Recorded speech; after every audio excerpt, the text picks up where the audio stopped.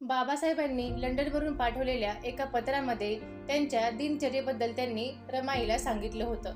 तेव्हा बाबासाहेब पत्रामध्ये लिहितात की रामू, मी जिच्याकडे राहत आहे ती बाई सकाळी न्याहारीला मला काय देत असेल असं वाटतं तुला? तर ती एक माशाचा तुकडा, एक कप चहा आणि एक पावाचा तुकडा आणि गणपतीच्या कपाळाला गंधाची टिकली लावतात ना तेवढा जॅम। असं कदान्न खाऊन मी म्युझियममध्ये वाचायला जातो। दुपारी जेवण घ्यायला माझ्याजवळ पैसे नाहीत, तसाच अर्धपोटी मी 5 वाजेपर्यंत वाचत असतो। घरी आल्यावर संध्याकाळचे जेवण म्हणजे एक कप कॉफी आणि बटर बिस्किट, नंतर पुन्हा वाचन करतो। रात्री 10ला कडकडून भूक लागते। मी काय खातो तर माझ्या एका मित्राने मला एक पापडाची करंडी दिली आहे। पापड भाजण्याकरता एक पत्र्याचा तुकडा कुठून तरी मी पैदा केला आहे, तो माझा तवा आहे।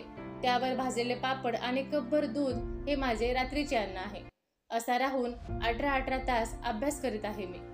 या पत्रामधून आपणास हे पाहायला मिळते की या 2 जीवांना अफाट दुःख भोगावं लागतं। त्यांच्या दुःखाला अंतच नव्हता। रमाई आणि भीमरावांची दैन्य अवस्था पाहून गरिबीलाही लाज वाटत होती। अशा परिस्थितीत रमाईला समाजसेवक मदत म्हणून पैसे देण्यास तयार होते, पण तिनं त्यांच्याकडून पैसे घेतले नाहीत। कष्टाचा 1 रुपया 1 लाखा एवढा असतो, असा तिचा गुणधर्म होता। ती स्वाभिमानी होती। मग समाजसेवकांनी बाबासाहेबांच्या मोठ्या बंधूस विनंती करून कुटुंबात राहण्यास भाग पाडलं। त्यांना 100-125 रुपये पगार मिळत होता। मग घरातील सर्वांचे हाल कमी होऊ लागले। बंधू बाळारामाबद्दल बाबासाहेबांना कळले, तेव्हा त्यांची काळजी दूर झाली। 1921 साली बाबासाहेबांनी लंडनहून रमाईस 100 रुपये पाठवून दिले आणि पत्रातून उपदेश केला की धीर खचू नकोस, आलेल्या संकटांना तोंड देऊन भविष्यकाळाची वाट पहा।